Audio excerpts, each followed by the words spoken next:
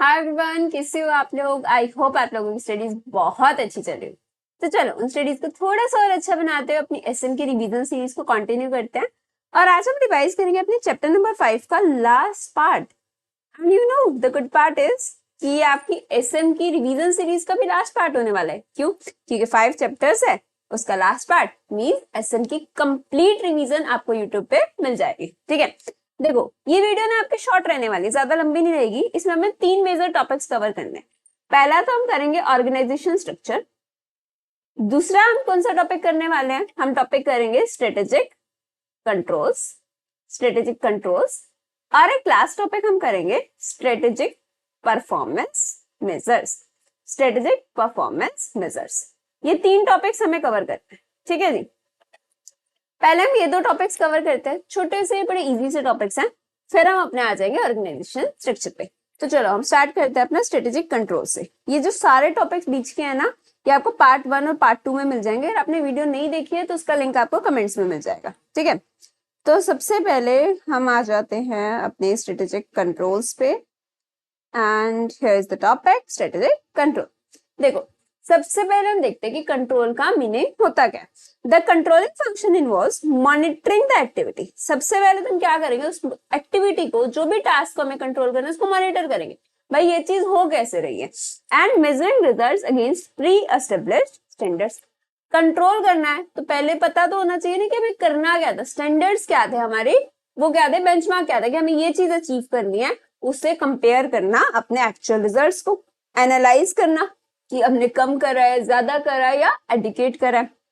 And correcting deviations as necessary and maintaining adapting to the system. For example आपने सोचा था 12 hours study करना है, this was your pre established standard.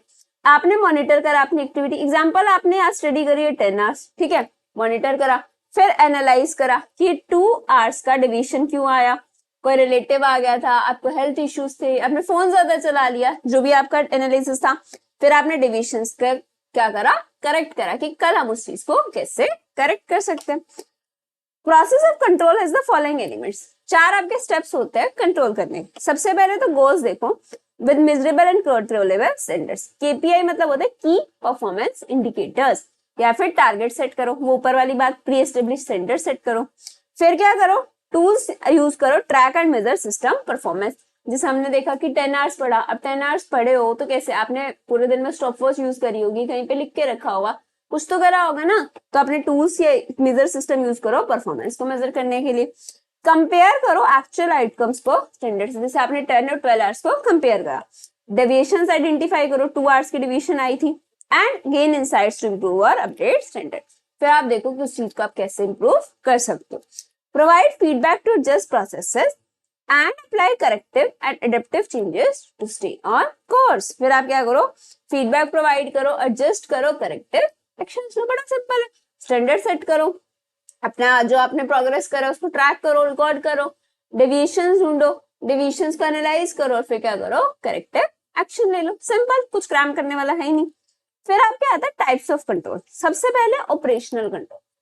Operational control आपको बड़ी simple language में बोलूं तो एक पर्टिकुलर ऑपरेशन, एक पर्टिकुलर टास्क को कंट्रोल करना is your operational control. The thrust of operational control is an individual task और ट्रांजेक्शन। इंडिविजुअल टास्क या ट्रांजेक्शन को कंट्रोल करना एज अगेंस्ट टोटल और मोर एग्रीगेटिव मैनेजमेंट फंक्शन। मतलब टोटल को नहीं, ओवरऑल मैनेजमेंट नहीं, एक पर्टिकुलर टास्क, एक पर्टिकुलर ट्रांजेक्शन को कंट्रोल करना इज ऑपरेशनल कंट्रोल।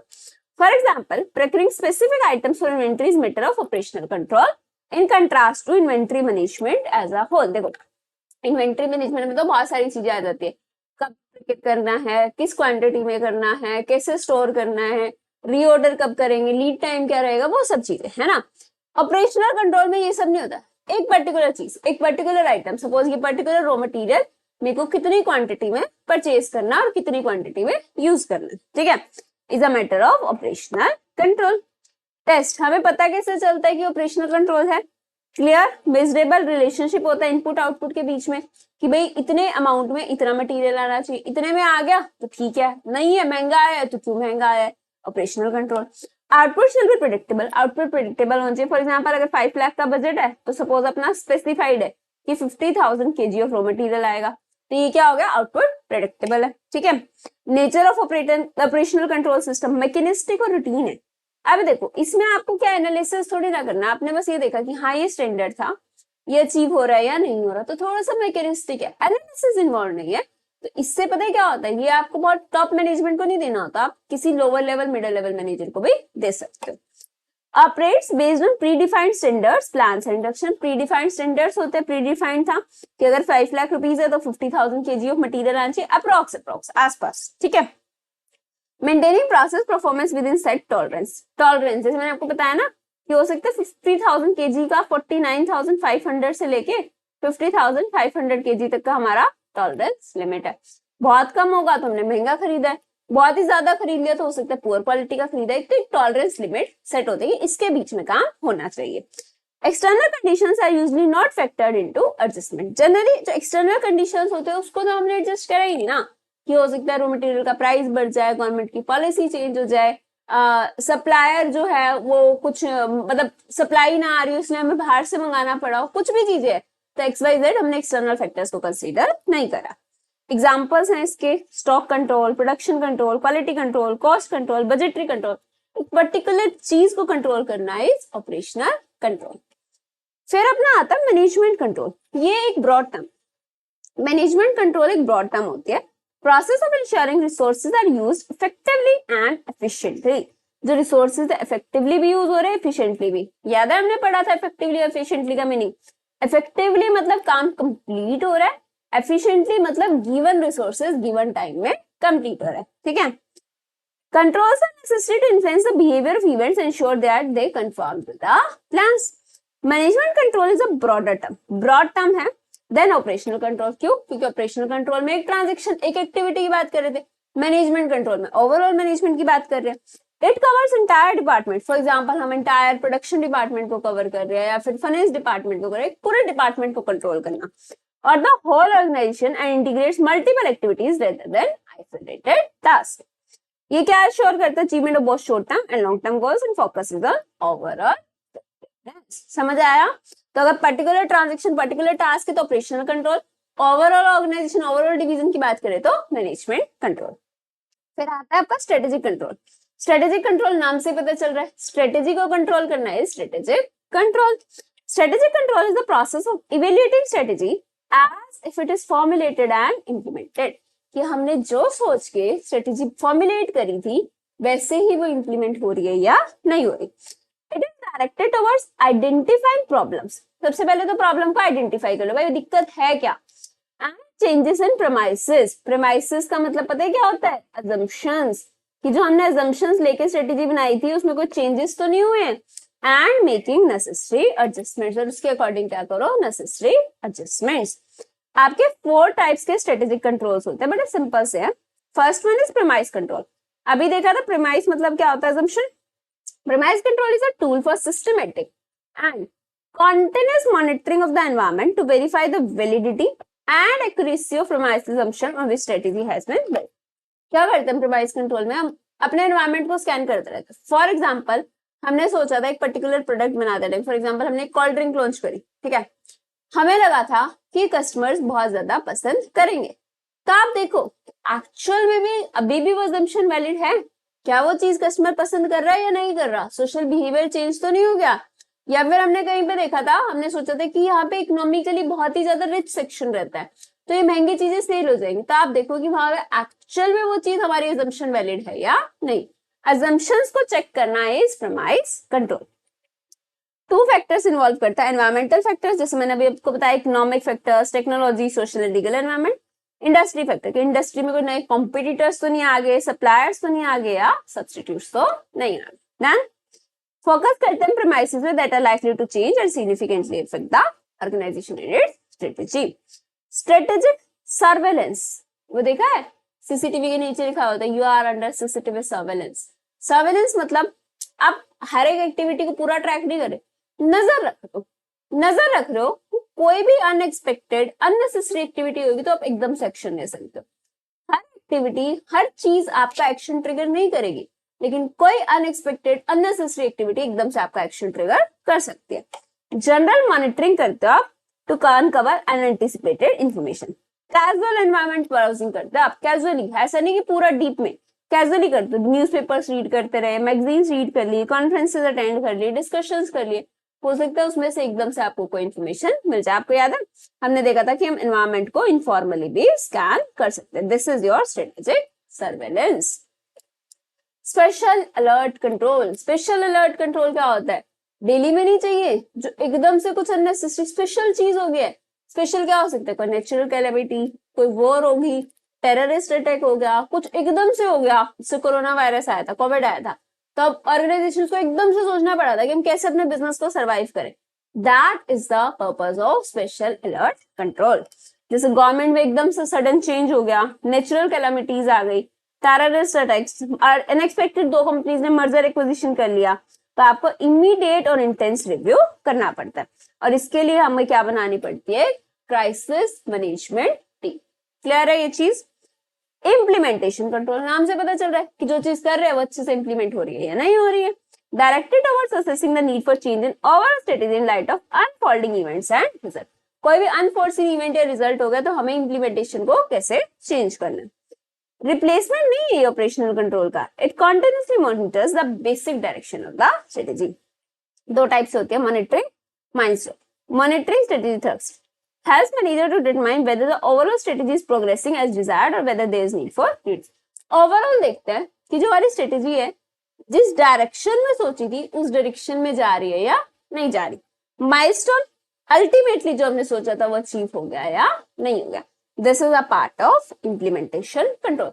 जैसा सोचा था वैसा इम्प्लीमेंट हो रहा है या नहीं हो रहा। मॉनिटरिंग स्ट्रेटेजिक थ्रस्ट, जो सोचा था अचीव करने को वो अचीव हो गया या नहीं हो गया। Milestone review. क्लियर? ये चीज बड़ा सिंपल था। अब अपने नेक्स्ट टॉपिक पे आते हैं, स्ट्रेटेजिक परफॉर्मेंस मेजर्स। देखो नाम से पता चल रहा है स्ट्रेटेजिकली हम परफॉर्मेंस को कैसे मेजर कर सकते हैं।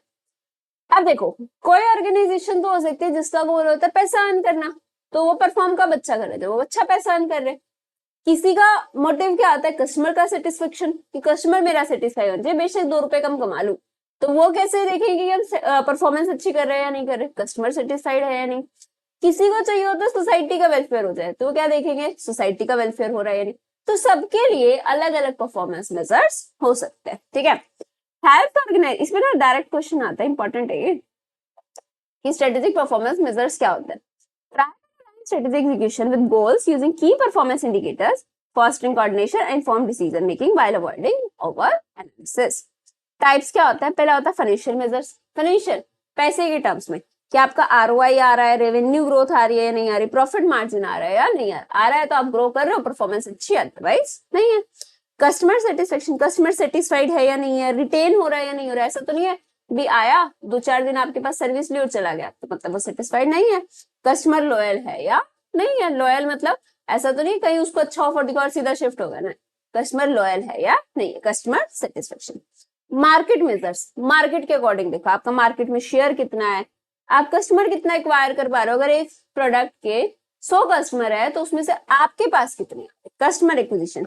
कस्टमर रेफरेंस कितने हैं, कस्टमर सामने वाले को रेफर कितना कर रहा है कि हाँ भाई इनसे परचेज कर लो, तो मतलब आपकी मार्केट में इमेज अच्छी है। Market measures. एम्प्लॉय मेजर्स, नाम से पता चल जाएगा एम्प्लॉय सेटिस्फाइड है या नहीं है, टर्नओवर रेट्स क्या है, and employee engagement. Provide insight into organisation's ability to attract and retain talented employees and create a positive environment, ठीक है। फिर अपना आता है इनोवेटिव मेजर्स। इनोवेटिव मेजर्स क्या कहता है कि भाई आप बिजनेस में इनोवेशन कर रहे हो या नहीं कर रहे हो, आप नई रिसर्च एंड डेवलपमेंट कर रहे हो या नहीं कर रहे हो, पेटेंट्स आपके पास है या नहीं है, न्यू प्रोडक्ट्स आप लॉन्च कर पा रहे हो या नहीं कर पा रहे हो। उसके बेसिस पे हम देखते हैं इनोवेटिवली आप परफॉर्मेंस अच्छी कर रहे हो या नहीं कर रहे हो। एनवायरमेंटल मेजर्स, आप एनवायरमेंट को हार्म तो नहीं पहुंचा रहे, आप क्या कर रहे हो, एनर्जी कंजम्पशन कैसा है आपका, ज्यादा एनर्जी कंज्यूम तो नहीं करते, वेस्ट कम प्रोड्यूस करना है आपको, कार्बन एमिशंस पे कंट्रोल करना है, इससे आपका इंपैक्ट होता है ओवरऑल एनवायरमेंट पे सस्टेनेबल। देखो यहाँ पे ना समझाने वाला कुछ भी नहीं था, हर चीज आपको नाम से समझ आ रही है, आपको बस ये लर्न करना है। Financial measures, employee measures, customer measures, market share measures, then आपका आ गया इनोवेटिव मेजर्स, एनवायरमेंटल मेजर्स, बस नाम लर्न करने, अंदर का तो आप अपने आप लिख ही लोगे, तो 4 कीवर्ड्स लर्न कर लेना, ठीक है। इंपॉर्टेंस क्या होती है भाई, हमें परफॉर्मेंस मेजर करनी जरूरी क्यों है, importance of strategic performance measure. Obviously important है ना, हम काम कर रहे हैं तो हमें पता तो होना चाहिए कि वो काम सही से हो भी रहा है या नहीं हो रहा। सबसे पहले गोल अलाइनमेंट, हम क्या देखते हैं कि ऑर्गेनाइजेशंस अपनी स्ट्रेटेजी को अपने गोल से अलाइन कर पा रही है या नहीं कर पा रही। फॉर एग्जाम्पल, अगर मैं बोलूँ किसी एजुकेशनल इंस्टीट्यूट का गोल क्या है, कस्टमर सेटिस्फेक्शन, की कस्टमर सेटिस्फाई होना चाहिए, स्टूडेंट सेटिस्फाई होना चाहिए, उनका रिजल्ट आना चाहिए, पैसे बेशक कम आ जाए, तो हम देखेंगे अपने परफॉर्मेंस मेजर करेंगे कि एक्चुअल में क्या मेरे स्टूडेंट सेटिस्फाइड है या नहीं है, और अगर वो सेटिस्फाइड है तो मतलब मैं अपने जो वर्क को अपने गोल से अलाइन कर पा रही हूँ, अदरवाइज नहीं अलाइन कर पा रही हूँ। ठीक है, रिसोर्सेज एलोकेशन, उसके बेसिस में मैं रिसोर्सेज एलोकेट करूंगी, मैं अपने जो रिसोर्सेज उसको किस में लगाऊंगी, मैं जो अपने स्टूडेंट्स है उसको सेटिस्फाई करूं, मैं उनको बेटर क्लासरूम्स प्रोवाइड करूं, फैसिलिटीज प्रोवाइड करूं, अच्छे से अच्छा टेस्ट सीरीज प्रोवाइड कर पाऊं, जो भी फैसिलिटीज उनको चाहिए वो मैं प्रोवाइड करूं। Guide organisation prioritising efforts and allocated resources. ठीक है, गिव मी अ मिनट। फिर हम क्या करते हैं, परफॉर्मेंस मेजर करते हैं, तो उससे हमारा कॉन्टिन्यूस इंप्रूवमेंट होता है। ऑब्वियसली होगा ना कॉन्टिन्यूस इंप्रूवमेंट। आज मेरे को पता चला कि यार ये चीज अच्छी नहीं हुई है, कल मैं उस पर और काम करूंगी, कल थोड़ा बेटर होएगा, फिर मैं और परफॉर्मेंस पे काम करूंगी, तो इससे मैं कॉन्टिन्यूसली इंप्रूव करूंगी। Framework for continuous improvement enabling them to track their progress and make adjustments. External accountability, हम परफॉर्मेंस मेजर करेंगे तभी तो अपने स्टेक होल्डर को बता पाएंगे कि भी जो हमारा गोल था जिसके लिए आपने पैसा लगाया है वो एक्चुअल में फुलफिल भी हो रहा है या नहीं हो रहा। तो stakeholders including shareholders, customer, regulatory bodies, उनको हम जवाब दे पाएंगे, अकाउंटेबल रहेंगे कि भाई हम जो चीज सोची थी वो अचीव कर पा रहे हैं या नहीं कर रहे। Choosing the right strategic performance measure, हम कैसे राइट मेजर चूज कर सकते हैं, हमें कैसे पता चलेगा कि ये मेरी ऑर्गेनाइजेशन के लिए राइट मेजर है। Organizations will choose strategic performance methods that are aligned with their goals and objectives and that provide relevant and actionable information. आपको ये फैक्टर्स माइंड में रखनी चाहिए। पहली बात, रेलिवेंट, आपके ऑर्गेनाइजेशन गोल से अलाइन करे, रेलिवेंट वो तो हमें पता ही है। डेटा अवेलेबिलिटी, डेटा अवेलेबल है या नहीं है। फॉर एग्जाम्पल कि अगर आपको कस्टमर सेटिस्फेक्शन देखना है तो आप कैसे देखोगे, उनसे आप फीडबैक्स ले सकते हो या नहीं ले सकते हो, या फिर सर्वेस कर सकते हो या नहीं कर सकते, उनसे फॉर्म फिल करवा लो, कॉल करके पूछ लो, मार्केट में इंफॉर्मेशन देखो। परफॉर्मेंस मेजर्स कैसे, आप प्रॉफिट कैलकुलेट करो, फाइनेंशियल परफॉर्मेंस मेजर्स, आरओआई देखो अपना, रिटर्न जो आपका आ रहा है, या फिर जो भी चीजें आप फाइनेंशियल परस्पेक्टिव से रेशियोज वगैरह कैलकुलेट करके देखो। या फिर आप क्या कर सकते हो, अगर आपको देखना है एम्प्लॉय सेटिस्फेक्शन, एम्प्लॉय टर्नओवर देख लो, एम्प्लॉय छोड़ के तो नहीं जा रहा, एम्प्लॉय हैप्पी है या नहीं है, कितने सालों से आपके पास काम कर रहे हैं, अब जब वो आते हैं तो वो मोटिवेटेड लगता है या नहीं लगता। तो आप क्या देखो कि आपके पास किस चीज का डेटा रिडीली अवेलेबल है और उसको टाइमली डिसीजन मेकिंग में यूज करो। डेटा की क्वालिटी कैसी है, एक्यूरेट, रिलायबल और हाई क्वालिटी डाटा है या नहीं है। ऐसा तो नहीं कि आपको आज किसी ने आगे बोल दिया कि यार हर तरफ तेरी कंपनी का नाम चल रहा है और आप खुश 100% मार्केट शेयर में रहे, क्या ये रिलायबल डेटा है? नहीं, आपकी डेटा की क्वालिटी देखो कि आपने जो डाटा कलेक्ट करा है वो कितना रिलायबल है। डेटा टाइमलीनेस, करंट और अप टू डेट डेटा होनी चाहिए। ऐसा नहीं है कि हाँ 2 साल पहले मेरा मार्केट शेयर ये था तो मैं उसी के बेसिस पर डिसीजन ले लूं। आज देखो ना, आज के दिन आपका मार्केट शेयर क्या है, up to date current data होना चाहिए। तो देखो बड़ा सिंपल सा है, 2 पॉइंट्स तो डेटा से रिलेटेड है, data availability, data quality, data availability, data quality, फिर डाटा, हाँ 3 पॉइंट्स बल्कि, data timeliness, data availability, data quality, data timeliness, and last is relevance. Data quality, data availability, data timeliness और last is relevance plus, ये 4 points है। इनके basis पे हम देखते हैं कि हमें राइट मेजर कैसे चूज करना है। एक छोटा सा टॉपिक है triple bottom line framework, not so important. Emphasise करता है पीपल एंड प्लेनेटरी कंसर्न पे, प्रॉफिटेबिलिटी के साथ। वो कह रहे हैं प्रॉफिट पे तो फोकस करो ही करो, बट साथ में लोगों पे भी फोकस करो, एनवायरमेंट पे भी फोकस करो, तभी आपका पर्पस फुलफिल होएगा। ठीक है, और economic prosperity on to quadruple bottom line adds the fourth P to add a spiritual dimension called purpose, कि जो हमारा पर्पस है वो कैसे फुलफिल होएगा, प्लेनेट को सेटिस्फाई करो, प्रॉफिट अर्न करो और पीपल को सेटिस्फाई करो। Done, clear. अब अपना एक लास्ट टॉपिक बचा है, बस एक टॉपिक बचा है अपना, ऑर्गेनाइजेशन स्ट्रक्चर। इजी टॉपिक है वो भी, हाँ उस पर केस स्टडीज आ जाती है, तो थोड़ा ध्यान से समझते जाना। देखो हम इसको ना पूरा लाइन टू लाइन रीड करने की जगह मैं आपको उसको समझाती जाऊंगी। आपको क्या करना है, पॉज करना, रीड करते जाना। क्यों? क्योंकि यहाँ पे क्या होता है, लिख तो आप लोगे, आपको मेन चीज क्या होती है केस स्टडी में, आइडेंटिफाई करना चाहिए। आइडेंटिफिकेशन में गलती हो जाती है, और वो भी मैं एक्चुअली बताऊं, हमें जैसे 7-8 स्ट्रक्चर्स पढ़ने हैं, 2-3 ही ऐसे हैं जिसमें गलती होती है, बाकी में नहीं होती है, तो बाकी तो आपको अलग से पता चल जाएंगे। अभी देखते हैं, सबसे पहले हम देखते हैं कि स्ट्रक्चर इन्फ्लुएंस किससे होता है। इन्फ्लुएंस होता है आपके ऑब्जेक्टिव्स क्या है, आपकी पॉलिसी क्या है, रिसोर्सेज को एलोकेट करने की। शेंडलर्स प्रिंसिपल है स्ट्रक्चर फॉलो स्ट्रेटेजी, कि हम पहले स्ट्रेटेजी बनाते हैं, उसके अकॉर्डिंग स्ट्रक्चर को चेंज करते हैं। बट अगर जो प्रपोज स्ट्रेटेजी है उसमें बहुत ज्यादा मेजर स्ट्रक्चर चेंज करना पड़ेगा, तो हम क्या करेंगे, वो फिर वो अट्रैक्टिव चॉइस नहीं है, फिर हम थोड़ा बहुत स्ट्रेटेजी भी चेंज कर लेते हैं। ठीक है, अब हम ऑर्गेनाइजेशन स्ट्रक्चर्स देखते हैं, ये बेसिक है, जस्ट आपको रीड करना।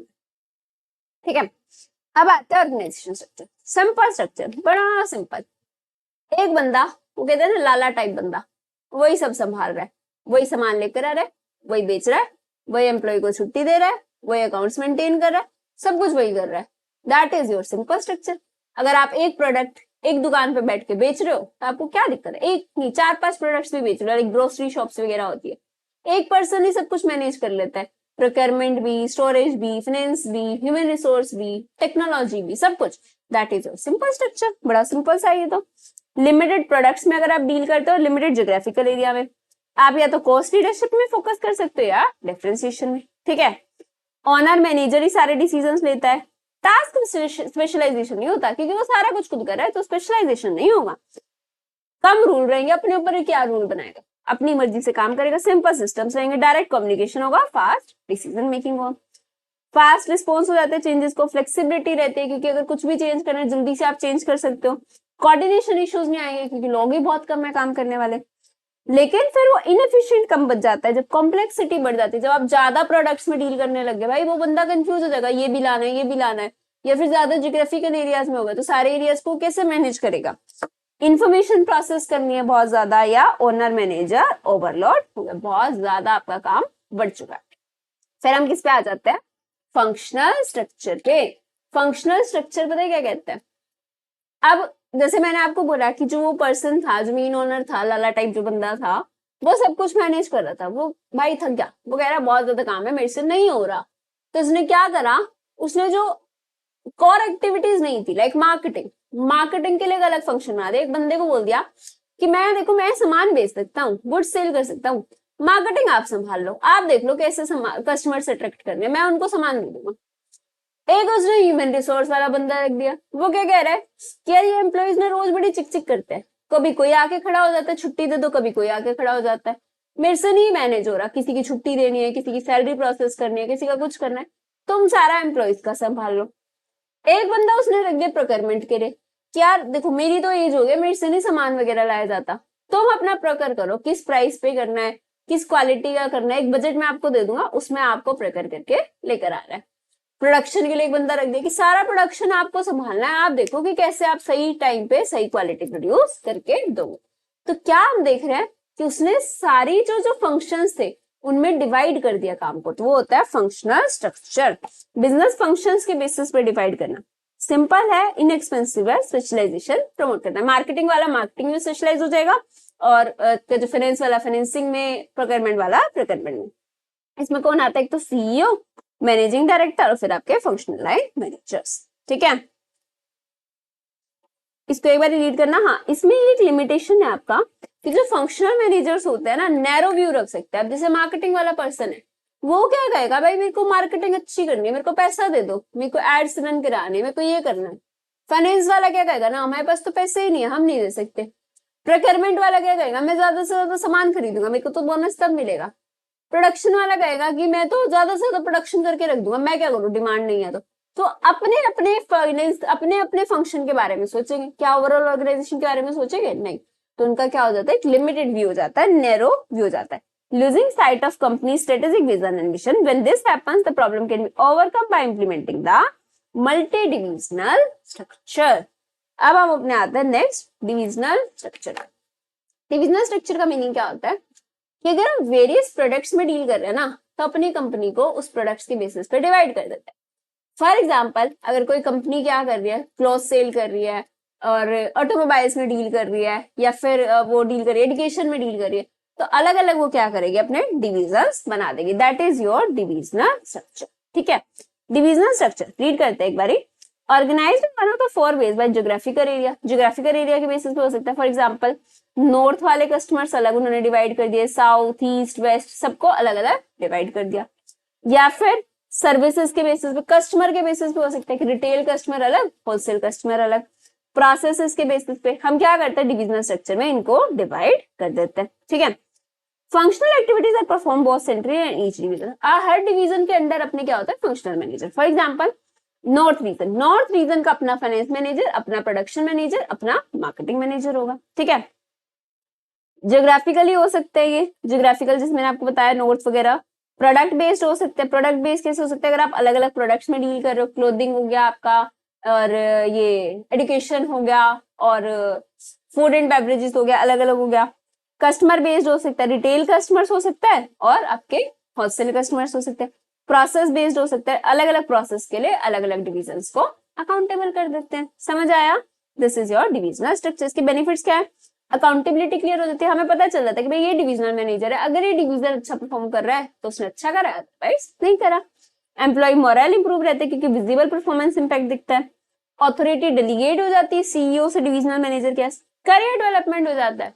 फाइनेंस आप फंक्शनल मैनेजर से डिविजनल पे जा सकते हो, डिविजनल से आप और हाई लेवल पे जा सकते हो। लोकल कंट्रोल हो जाता है, इंटरनल कंपटीशन हो जाता है कि अगर सपोज कोई क्लोथिंग वाला है तो that person will compete with the education department कि भाई मेरे डिवीजन में इतनी ग्रोथ है, इसके डिवीजन में इतनी ग्रोथ है, एक्सपेंशन इजी हो जाता है। बट इसके भी कुछ लिमिटेशंस है, कॉस्ट ज्यादा, क्यों, क्योंकि फंक्शनल स्पेशलिस्ट हर डिवीजन के अलग है, क्लोथिंग वाले का अपना मार्केटिंग वाला पर्सन अलग है और ग्रोसरीज वाले का अलग है। स्टाफ डुप्लीकेट हो जाएगा, हाईली क्वालिफाइड स्टाफ चाहिए आपको, एक्सपेंसिव हो जाता है, इनकंसिस्टेंट ट्रीटमेंट हो जाता है रीजंस और प्रोडक्ट्स का, और यूजली हमारी जो बेनिफिट्स हैं वो क्या करता है, लिमिटेशंस को आउटवेट कर, ठीक है। फिर आपका आता है multi divisional structure, multi divisional structures, ठीक है। इसमें क्या करते हैं, अपने जो डिविजन्स होते हैं ना, एक डिस्टिंक्ट बिजनेस की तरह अलग ही कर देते हैं, मतलब वो एक सेपरेट कंपनी की तरह ऑपरेट करते हैं। हैंडल्ड बाय डिविजनल मैनेजर्स, जो कॉर्पोरेट ऑफिस है वो सिर्फ कॉर्पोरेट स्ट्रेटेजी पे फोकस करता है, बाकी जो डिविजनल मैनेजर जो मल्टी डिविजनल्स बनाया ना, उनकी पूरी रिस्पॉन्सिबिलिटी अपने डिवीजन पे होती है। जैसे आपको एक एग्जांपल देती हूँ मैं, जैसे हम एग्जांपल ले लेते हैं, सपोज टोयोटा ने क्या करा, आपने डिफरेंट डिफरेंट कार्स का वो बना दिया, सेगमेंट बना दिया कि ये कंज्यूमर कार्स है, ये आपकी कमर्शियल कार्स है, ऐसे ऐसे उसने क्या करा, अलग अलग डिवाइड कर दिया। अब जो कंज्यूमर कार वाला है वो कंज्यूमर कार को पूरा मैनेज करेगा, सारे डिसीजन वो खुद लेगा, और जो अपना कमर्शियल वाला होगा वो कमर्शियल के पूरे ले लेगा, ठीक है। लेकिन इसमें क्या होता है, मल्टीपल प्रोडक्ट्स को मैनेज करना मुश्किल हो जाता है, प्रायोरिटाइज नहीं कर पाते आप, असेस नहीं कर पाते इंडिविजुअल प्रोडक्ट प्रॉफिटेबिलिटी, इंडिविजुअली नहीं कर पाते आप, पुअर रिसोर्स एलोकेशन हो सकता है, और टॉप मैनेजर्स डिस्ट्रैक्ट हो सकते हैं शॉर्ट टर्म इश्यूज से। मल्टी डिविजनल स्ट्रक्चर में हमें क्या चाहिए होता है, सेपरेट डिविजन चाहिए होता है, अपने उनकी खुद के फंक्शंस होंगे, पूरे डिवीजन की रिस्पॉन्सिबिलिटी होगी, और स्मॉल कॉर्पोरेट ऑफिस होगा तो सिर्फ लॉन्ग टर्म स्ट्रेटेजिक डिसीजंस पे फोकस करे। डन। फिर आता है अपना SBU structure, strategic business unit structure, ये मतलब बिल्कुल अलग ही बना देता है इसको। जैसे मैं आपको एग्जांपल देती हूँ, फॉर एग्जांपल टाटा, अब मैंने बोला डिविजनल स्ट्रक्चर में तो एग्जांपल क्लोथिंग, अब इसने अपने क्लोथिंग डिवीजन में ही बोला कि हमारे पास क्या है, जूडियो है, वेस्ट साइड है, जूडियो है, वेस्ट साइड है, और ये हम एक दो और देख लेते हैं जो भी टाटा के अंदर आते हैं। सपोज उसने बोला फूड एंड बेवरेजेस, ये हमारा एक वो है एसबीयू है, इसमें इसके पास क्या क्या आ गए, टेटले आ गया, ठीक है, और क्या आ गया, स्टारबक्स आ गया, और भी इसके अंदर बहुत सारी कंपनीज आ जाती है। तो हम क्या कहते हैं कि ये क्या हो जाता है अपने एसबीयू स्ट्रक्चर। टाटा के अंदर टाटा संपन्न आता है, टाटा टी आता है, टाटा सोल्ट आता है, फूड एंड बेवरेजेस में हो गया, और क्लोथिंग में भी आपकी ओर आ जाएंगे। तो ये सारा क्या होता है आपके एसबीयू, मतलब क्लोथिंग, पूरे क्लोथिंग को वो एक साथ डील करेंगे, मतलब क्लोथिंग सिर्फ क्लोथिंग हुआ तो डिवीजन, क्लोथिंग के अंदर और कंपनीज आ गई, जूडियो अलग टाइप की क्लोथ सेल करते हैं, वेस्ट साइड अलग, वो दोनों टाटा के। तो that is your strategic business unit. Single और रिलेटेड सेट ऑफ बिजनेस होता है, इंडिपेंडेंटली वो प्लान करता है, खुद के कॉम्पिटिटर्स होते हैं, जैसे क्लोथिंग के खुद के अलग कॉम्पिटिटर है, उसको फूड एंड बेवरेजेस से कोई मतलब नहीं है, रिस्पॉन्सिबल होता है अपनी स्ट्रेटेजिक प्लानिंग के लिए, ठीक है। बट इसके कुछ लिमिटेशंस होते हैं, क्या, same product got varied strategies across regions. For example, अगर आप क्लॉथ्स है सेल कर रहे हो, ठीक है, आप क्लॉथ्स के बेसिस पे कर रहे हो, लेकिन अगर हम वही क्लॉथ्स हरियाणा में सेल करेंगे तो अलग स्ट्रेटेजी चाहिए और साउथ में सेल करेंगे तो अलग स्ट्रेटेजी चाहिए। लेकिन हमने तो सिर्फ क्लोथिंग के बेसिस पे डिसाइड करेगा, तो दोनों को हम सेम स्ट्रेटेजी से चला रहे हैं, तो ये तो मिसमैच हो जाएगा। या फिर जो अनरिलेटेड प्रोडक्ट्स है वो सेम स्ट्रेटेजी में हो सकता है। फॉर एग्जाम्पल, हमने जियोग्राफिकल वाइज कर दिया, हरियाणा में हम सेम स्ट्रेटेजी लगा रहे हैं, पूरे हरियाणा में हम सेम स्ट्रेटेजी लगा रहे हैं, लेकिन हरियाणा में हम क्लोथ्स भी सेल कर रहे थे और ग्रोसरीज भी सेल कर रहे थे, कि दोनों पे सेम स्ट्रेटेजी लग सकती है? नहीं लग सकती है। तो ये आपकी क्या हो सकता है? लिमिटेशन। देन माइनर डिफरेंस है। डिविजनल में हम बेसिकली प्रोडक्ट वाइज कर देते हैं, मल्टी डिविजनल में हम क्या करते हैं, उस प्रोडक्ट के फर्दर देख लेते हैं कि भाई जैसे टोयोटा का एग्जांपल लिया कि आपका commercial cars and personal cars. Then SBU में वो स्ट्रेटेजिक बिजनेस यूनिट, एक यूनिटी पूरी अलग से बना देते हैं, लाइक फूड एंड बेवरेजेस में आपका हमने देखा टेटले, टाटा संपन्न, टाटा टी, ठीक है। इससे कोऑर्डिनेशन इंप्रूव होता है, accountability and support effective implementation. Clear? फिर अपना आता है मेट्रिक स्ट्रक्चर। देखो मेट्रिक स्ट्रक्चर मैंने आपको चैप्टर 1 में भी समझाया था, दोबारा से बताती हूँ। इसमें क्या होता है, हम एक टेम्परेरी टास्क बेस्ड प्रोजेक्ट्स बनाते हैं। जैसे मैं आपको एक एग्जांपल देती हूँ मशीन लर्निंग के पॉइंट ऑफ व्यू से। अगर हमें सपोज अपनी कंपनी में मशीन लर्निंग या फिर एआई इंप्लीमेंट करना है, तो एक पर्टिकुलर डिपार्टमेंट में तो नहीं होगा। हमने क्या करा, हर डिपार्टमेंट के कुछ कुछ मैनेजर्स बुला के, कुछ कुछ एम्प्लॉइज बुला के एक टेम्परेरी टीम बना दी, और वो टेम्परेरी टीम क्या करती है, सारा कुछ समझेगी कि एआई कैसे होगा, अपने डिपार्टमेंट में कैसे कर सकते हैं, और फिर क्या करेगी, अपने अपने डिपार्टमेंट में उसको इम्प्लीमेंट कर देगी। टेम्परेरी है। अब जो एआई में हमने टीम बनाई है, तो जो एआई टीम का हेड होगा, एक तो उसको रिपोर्ट करेंगे वो एम्प्लॉइज, दूसरी बात वो अपने अपने पर्टिकुलर डिवीजन को भी करेंगे। फॉर एग्जांपल, कोई प्रोडक्शन डिवीजन का पर्सन आया तो प्रोडक्शन डिवीजन को भी रिपोर्ट करेगा, प्रोक्योरमेंट डिवीजन का आया तो प्रोक्योरमेंट डिवीजन को भी रिपोर्ट करेगा। Functional product form coexist at the same level. Functional जो है आपके एआई वाली टीम, और प्रोडक्ट वाला जो है, मतलब कि आप सपोज क्लोथिंग डिवीजन से आए हो या जिस भी सेगमेंट से आए हो। फंक्शनल डिपार्टमेंट्स आपका होम यूनिट होता है, while product unit projects are temporary units. Complex होता है दो रीजन से, क्योंकि आपको एक वर्टिकल और हॉरिजॉन्टल अथॉरिटी हो जाती है, जिससे मैनेजमेंट रोल ज्यादा हो जाता है, बजट भी ज्यादा हो जाता है, क्योंकि आपको उनको एक्स्ट्रा भी पे करना पड़ेगा उस पर्टिकुलर टास्क के लिए, ठीक है। ड्यूअल रिपोर्टिंग हो जाती है। जनरली ये कहाँ पे चलता है, कंस्ट्रक्शन एंड हेल्थ केयर में चलता है। ऑर्गेनाइजेशन को क्लियर रोल्स आइडेंटिफाई करने पड़ेंगे कि भाई अगर आप उस पर्टिकुलर टास्क में कर रहे हो तो आपको अपने मेन डिवीजन में ये सब अभी नहीं करने की नीड है, प्लानिंग करनी पड़ेगी, ट्रेनिंग देनी पड़ेगी, and strong communication and trust रखना पड़ेगा, ठीक है जी। ब्लेंड्स फंक्शनल स्टेबिलिटी विद ये क्या है आपका मैट्रिक्स स्ट्रक्चर। क्रॉस फर्टिलाइज हो जाता है आइडियाज, रिसोर्सेज स्कार हो तब यूज होता है ये स्कार्स हो, और जब आपको डिसीजंस को इम्प्रूव करना है। डन, ये एक बार रीड कर लेना, इतना इंपॉर्टेंट नहीं है, जस्ट रीड मार्क कर लो इसको। डन। फिर अपने पास दो स्ट्रक्चर बचे, network structure, hourglass structure. Network structure क्या होता है, जब हम अपनी बहुत सारी चीजों को ना आउटसोर्स कर देते हैं, तो जो पर्सन है वो हमारे ऑन रोल एम्प्लॉइज नहीं होते। फॉर एग्जाम्पल, मेरे को अपने नोट्स प्रिंट कराने, ठीक है, मैंने क्या करा, एक एजेंसी को बोला कि मेरे को आपसे नोट्स प्रिंट कराने, उन्होंने बोल दिया कि हम ऐसे ऐसे इस क्वांटिटी में, इस क्वालिटी के, इस प्राइस पे आपको प्रिंट करके दे देंगे। अब मैंने उनसे नोट्स प्रिंट कराने स्टार्ट करे। कॉन्ट्रैक्ट है, जब तक मेरे को सही लग रहा है मैं करवा लूंगी। जिस दिन मेरे को लगेगा कि वो अच्छा नहीं प्रिंट कर रहे हैं, बहुत ज्यादा प्राइस चार्ज करे, मैं उनको छोड़ के दूसरे से करवाने लग जाऊंगी। मार्केटिंग है, मार्केटिंग के लिए मैंने एक एजेंसी हायर करी थी कि भैया आप मेरी ऑर्गेनाइजेशन की मार्केटिंग कर देना। मैं करा रही हूँ उनसे मार्केटिंग, 2-4 महीने कराई, रिजल्ट अगर अच्छे नहीं आए बाई चांस, तो मैं उनको छोड़ के किसी और से करा सकती हूँ। मतलब जो मार्केटिंग का पर्सन है ना, वो मैंने अपने पास एम्प्लॉय नहीं रखा है, मैंने क्या करा, आउटसोर्स करा है, नेटवर्किंग करी है, किसी किसी को काम दे दिया। वो मेरे पास एज एन एम्प्लॉय रजिस्टर्ड नहीं है, मैं उनको सैलरी पे नहीं कर रही हूँ, मैं उनको एज अ प्रोफेशनल फीस पे कर रही हूँ। That is your network structure. Outsource करना अपने फंक्शंस को, rely on flexible non hierarchical collaborations and project based contracts. Replace करना ट्रेडिशनल वर्टिकल इंटीग्रेशन को लॉन्ग टर्म एक्सटर्नल पार्टनरशिप से, ठीक है। फ्लेक्सिबिलिटी इंप्रूव होती है, कोर कॉम्पिटेंसी पे आप फोकस कर सकते हो। लेकिन इसकी डिसएडवांटेज क्या है, कई बार कंफ्यूजन हो जाता है, इशू हो जाता है।